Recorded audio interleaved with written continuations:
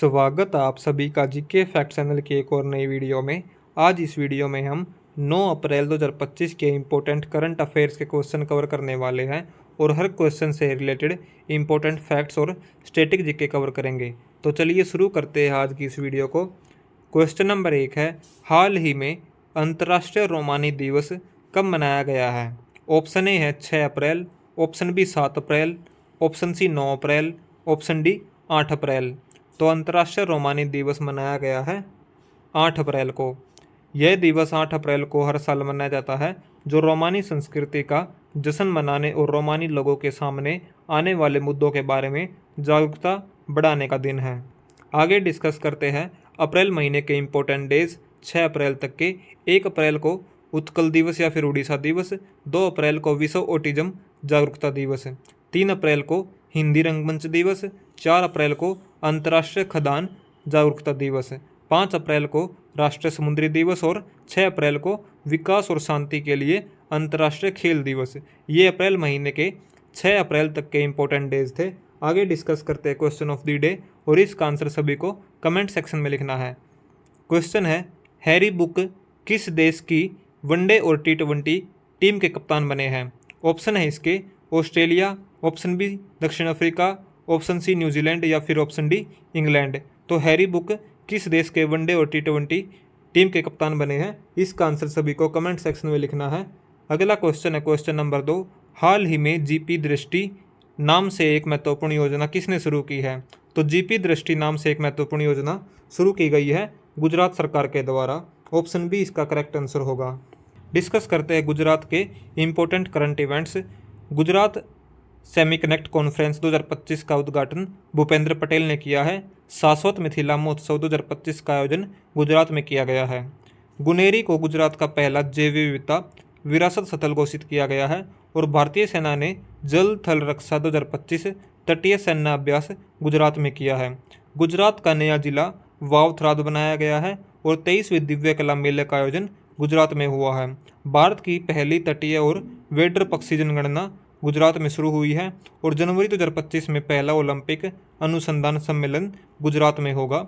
गुजरात के सूरत में पहला सेमीकंडक्टर असेंबली और परीक्षण संयंत्र शुरू हुआ है और मुख्यमंत्री पौष्टिक अल्पाहार योजना को गुजरात सरकार ने लॉन्च किया है और अमित शाह ने अहमदाबाद के पिराना में गुजरात के सबसे बड़े कचरे से ऊर्जा संयंत्र का शुभारंभ किया है।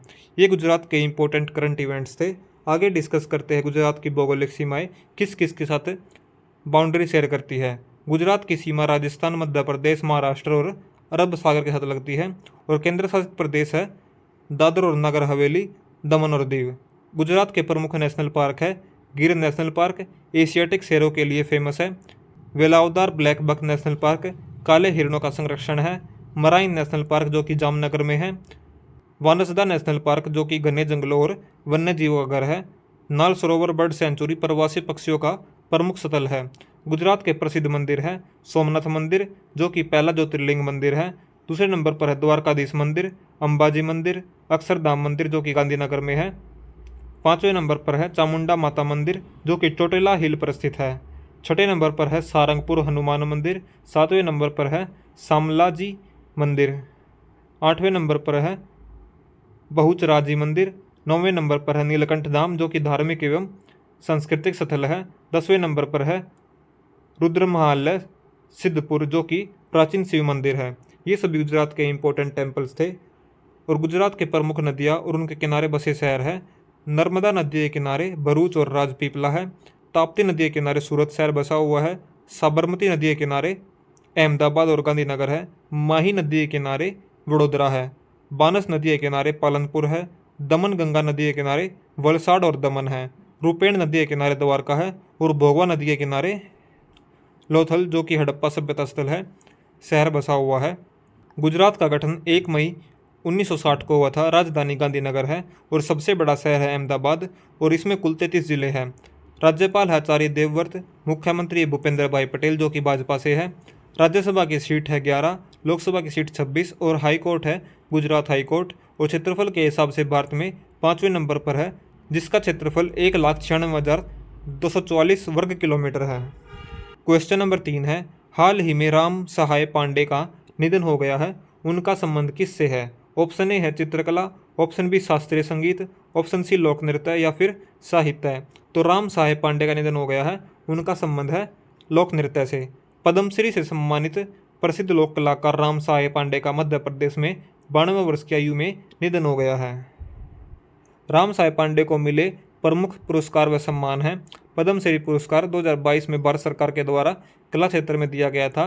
नृत्य शिरोमणि उपाधि वर्ष 1980 में मध्य प्रदेश सरकार के द्वारा दिया गया था। शिखर सम्मान वर्ष 1984 में मध्य प्रदेश सरकार के द्वारा दिया गया था। आदिवासी लोक कला परिषद सदस्य वर्ष 1980 में मध्य प्रदेश सरकार के द्वारा दिया गया था। ये सभी राम साहेब पांडे को मिले पुरस्कार व सम्मान थे। आगे डिस्कस करते हैं हाल ही में निधन हुए जाकिर हुसैन तबला वादक थे, इनका हाल ही में निधन हुआ है। तुलसी गौड़ा प्रसिद्ध पर्यावरणविद थी, इनका हाल ही में निधन हुआ है। शारदा सिन्हा बिहार कोकिला, इनका भी हाल ही में निधन हो गया है। रतन टाटा एक प्रसिद्ध उद्योगपति थे, जिनका भी हाल ही में निधन हो गया है। Srinivas Hegde, doctor Rohini M Godbole, Praveen Govardhan, M Mohan, Daniela Chirinos और साल सिंह मराक, इन सभी का हाल ही में निधन हो गया है। क्वेश्चन नंबर 4 है, रुद्राक्ष बाला साहेब पाटिल ने ISSE विश्व कप 2025 में कौन सा पदक जीता है? रुद्राक्ष पाटिल ने ISSF वर्ल्ड कप 2025 में ब्यूनस आयर्स में 10 मीटर एयर राइफल में स्वर्ण पदक जीता है। यह उनका दूसरा व्यक्तिगत स्वर्ण है। पहला 2023 में काहिरा में जीता था। भारत और चीन संयुक्त रूप से शीर्ष स्थान पर है। क्वेश्चन नंबर 5 है, हाल ही में भारत युग के आर्थिक और वित्तीय वार्ता यानी कि 13वीं EFD का 13वां संस्करण कहाँ पर आयोजित किया जाएगा? लंदन में। क्वेश्चन नंबर 6 है, भारत और किस देश के सुप्रीम कोर्ट के बीच में न्यायिक सहयोग बढ़ाने के लिए समझौता हुआ है? तो भारत और नेपाल के बीच में, जिसका उद्देश्य दोनों देशों के बीच में न्यायिक सहयोग को विकसित करना है, बढ़ावा देना और मजबूत करना है। नेपाल से रिलेटेड इंपॉर्टेंट करंट इवेंट्स है। नेपाल ने अपने पर्वतारोहण नियमों में संशोधन किया है। तमु लहोसार पर्व नेपाल में मनाया गया है। नेपाल में बाल विवाह समाप्त करने के लिए अभियान शुरू हुआ है। नेपाल में पश्मीना महोत्सव का आयोजन किया गया है। सीताराम विवाह पंचमी महोत्सव नेपाल में आयोजित होगा। शंकर शर्मा को भारत में नेपाल का राजदूत नियुक्त किया गया है। भारत और नेपाल के बीच में सूर्य किरण अभ्यास का 18वां संस्करण सलझंडी में आयोजित हुआ है और दूसरे वैदिक और आधुनिक विज्ञान सम्मेलन का आयोजन काठमांडू में हुआ है। नेपाल भारतीय बिजली ग्रिड के माध्यम से बांग्लादेश को बिजली निर्यात करेगा और नेपाल ने 14 वर्ष से कम उम्र के बच्चों के लिए निःशुल्क कैंसर उपचार उपलब्ध कराने की घोषणा की है। ये सभी नेपाल से इम्पोर्टेंट करंट इवेंट्स थे। नेपाल की सीमाएं लगती हैं भारत के साथ और चीन के साथ, और नेपाल की प्रमुख नदियां हैं गंडक नदी, कोसी नदी, कर्णाली नदी, महाकाली नदी, बागमती नदी, कमला नदी, अरुण नदी और राप्ती नदी। ये सभी नेपाल की प्रमुख नदियां थी। राजधानी काठमांडू है। राष्ट्रपति है रामचंद्र पौडेल और प्रधानमंत्री है KP ओली। क्वेश्चन नंबर 7 है, Oman India joint investment fund का नया CEO किसे नियुक्त किया गया है? सतीश चाव्वा को। सतीश चाव्वा को OIJIF का CEO नियुक्त किया गया है, जो 20 वर्षों का निजी इक्विटी अनुभव लेकर आएंगे और पोर्टफोलियो कंपनियों के लिए रणनीतिक विकास को आगे बढ़ाएंगे। क्वेश्चन नंबर 8 है, कहाँ के उप प्रधानमंत्री शेख हमदान बिन मोहम्मद अल मखतूम भारत आए हैं? तो यह उप प्रधानमंत्री भारत आए हैं UAE के। दुबई से या फिर UAE से रिलेटेड इंपॉर्टेंट करंट इवेंट्स है। रंग दे गुलाल प्रदर्शनी का आयोजन हाल ही में दुबई में किया गया है। 24वीं मेडलैब मिडिल ईस्ट प्रदर्शनी दुबई में शुरू हुई है। पहला वैश्विक न्याय, शांति और प्रेम शिखर सम्मेलन 2025 का आयोजन UAE में होगा। ऑपरेशन चिवालरस नाइट 3 का संबंध UAE से है। UAE ने 2025 को समुदाय का वर्ष घोषित किया है।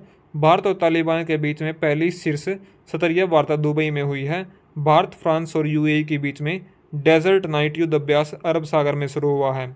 दुबई ने दुनिया की सबसे बड़ी सोने की ईंट का अनावरण किया है।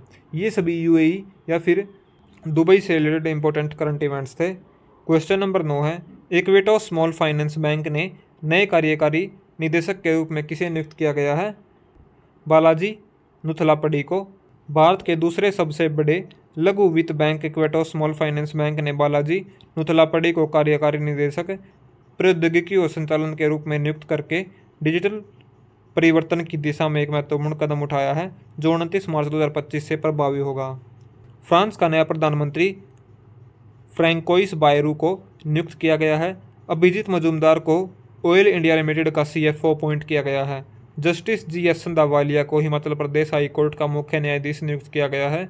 वी राम सुब्रमण्यम को राष्ट्रीय मानवाधिकार आयोग का अध्यक्ष अपॉइंट किया गया है। क्वेश्चन नंबर 5 है, जनरल VK सिंह को मिजोरम का राज्यपाल अपॉइंट किया गया है। समति धर्मवर्धने को ICC की भ्रष्टाचार निरोधक इकाई का अध्यक्ष अपॉइंट किया गया है। क्वेश्चन नंबर 7 है, सुसी विल्स को व्हाइट हाउस का चीफ ऑफ स्टाफ अपॉइंट किया गया है। थाईलैंड के पर्यटन विभाग ने सोनू सूद को ब्रांड एम्बेसडर नियुक्त किया है। RF कैनेडी जूनियर को अमेरिका का स्वास्थ्य मंत्री अपॉइंट किया गया है। और क्वेश्चन नंबर 10 है, अनुराग श्रीवास्तव को मॉरिशस में भारत का उच्चायुक्त नियुक्त किया गया है। ये अब हमने हाल ही के अपॉइंटमेंट डिस्कस की है। आगे डिस्कस करते हैं क्वेश्चन नंबर 10, किसने MM Krishna memorial open tennis खिताब जीता है? ओलिवर क्रॉसफोर्ड ने।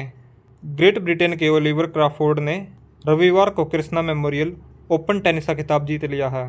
क्वेश्चन नंबर 11 है, कौन सी राज्य सरकार कक्षा 9 और 10 में त्रिभाषा फॉर्मूला लागू करेगी? हरियाणा सरकार। हरियाणा राज्य सरकार कक्षा 9 और 10 में त्रिभाषा फॉर्मूला लागू करेगी जो शैक्षणिक सत्र 2025-26 से कक्षा 9वीं में और 2026-27 से कक्षा 10वीं में लागू होगा। राष्ट्रीय शिक्षा नीति 2020 के अनुसार त्रिभाषा फॉर्मूला यानी कि 3 लैंग्वेज फॉर्मूला का मतलब है कि छात्रों को 3 भाषा सिखाई जाए जिसमें कम से कम 2 भाषाएं भारत की मूल भाषाएं होनी चाहिए। हरियाणा के इम्पोर्टेंट करंट इवेंट्स है, सूरजकुंड मेले का आयोजन हरियाणा में किया गया है। भारत की पहली फेरेट रिसर्च सुविधा हरियाणा में शुरू हुई है। हरियाणा सरकार ने गवाह सुरक्षा योजना शुरू की है और हरियाणा सरकार ने सम्मान संजीवनी ऐप लॉन्च किया है और हरियाणा में 21वीं पशु गणना का शुभारंभ किया गया है और हरियाणा के पूर्व CM ओम प्रकाश चौटाला का निधन हो गया है।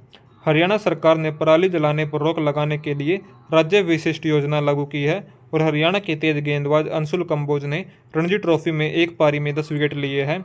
हरियाणा सरकार ने किडनी रोगियों के लिए निःशुल्क डायलिसिस की घोषणा की है। ये सभी हरियाणा के इंपॉर्टेंट करंट इवेंट्स के क्वेश्चन थे। हरियाणा का गठन 1 नवंबर 1966 को हुआ था। राजधानी चंडीगढ़ है। सबसे बड़ा शहर फरीदाबाद है। इसमें कुल 22 जिले हैं जो कि 6 मंडलों में बांटे गए हैं। राज्यपाल है बंडारू दत्तात्रेय। मुख्यमंत्री है नायब सिंह सैनी। विधानसभा की सीट 90 है। राज्यसभा की सीट 5 और लोकसभा की सीट 10 है। हाई कोर्ट है पंजाब और हरियाणा हाई कोर्ट। क्षेत्रफल के हिसाब से 21वें स्थान पर है जिसका क्षेत्रफल 44,212 स्क्वायर किलोमीटर है। हरियाणा की सीमा पंजाब, हिमाचल प्रदेश, उत्तर प्रदेश, राजस्थान और दिल्ली के साथ लगती है। हरियाणा की प्रमुख नदियां हैं यमुना नदी, घग्गर नदी, मारकंडा नदी, सरस्वती नदी, साहिबी नदी और कृष्णावती नदी।